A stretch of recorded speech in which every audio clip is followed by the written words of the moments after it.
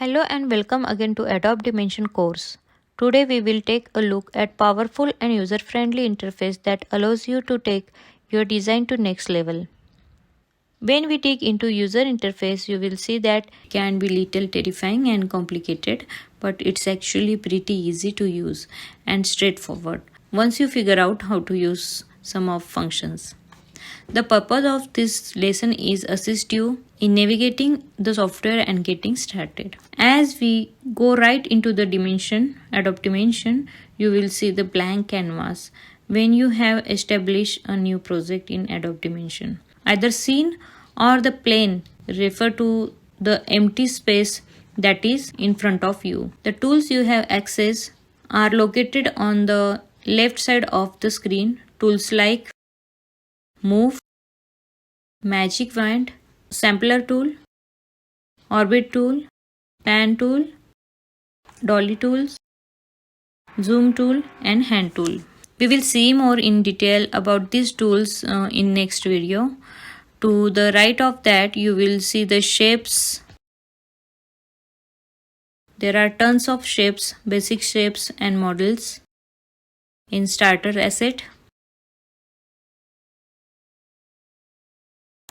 Then material, you can see there are lots of materials already into starter asset. Then light, different type of light and images. So it's not like that you can use only those in the starter asset. You can also import from your local desktop or internet.